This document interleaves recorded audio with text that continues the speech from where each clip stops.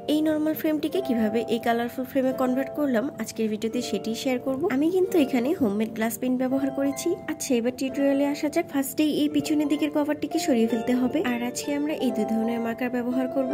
এখানে আমি এই হোয়াইট বোর্ড মার্কারটি ব্যবহার করছি যাতে আমি বারবার ঘষা মাজা করে এটাকে পারফেক্ট বানাতে পারি। Cause I knew it, permanent marker দিয়ে আমি একবারে কখনোই বাটারফ্লাই আঁকতে পারবো না। এবার জাস্ট পার্মানেন্ট মার্কার দিয়ে এগুলোর উপর দাগ দিয়ে নিতে হবে। এখন এই ক্লিয়ার গ্লুটি দিয়ে আমরা গ্লাস পেনটি বানিয়ে নিই। ফার্স্টেই অল্প পরিমাণে কালার নিয়ে তার সাথে এই ক্লিয়ার গ্লুটি মিক্স করে নিতে হবে। এখানে কিন্তু অবশ্যই গ্লু এর পরিমাণ বেশি হতে হবে, না হলে কিন্তু এটা ট্রান্সপারেন্ট থাকবে না।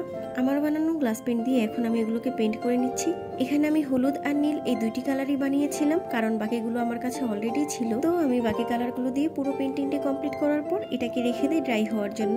এবার আমি ফয়েল পেপার দিয়ে আমাদের পেইন্টিং এর ক্রিস্টাল ইফেক্টটি আনবো। এখানে বেশি কিছুই করতে হবে না, জাস্ট অল্প একটু ফয়েল পেপার নিয়ে সেটাকে ভালোভাবে মুছিয়ে এরকম বানিয়ে নিতে হবে। এবার এই মোচড়ানো কাগজটি দিয়ে আমরা পিছনের ওই বোর্ডটিকে ভালোভাবে র‍্যাপ করে নিব। তারপর এই বোর্ডটিকে আমাদের ফ্রেমের সাথে অ্যাডজাস্ট করে নিতে হবে। সবার লাস্টে সামনের দিকের এই গ্লাসের উপর আমি সাইন পেন দিয়ে একটু হাইলাইট করে দিচ্ছিলাম যেন এটাকে আরো সুন্দর লাগে। তো this is the final look. কেমন লেগেছে let me know in the comment section. Thanks for watching, by.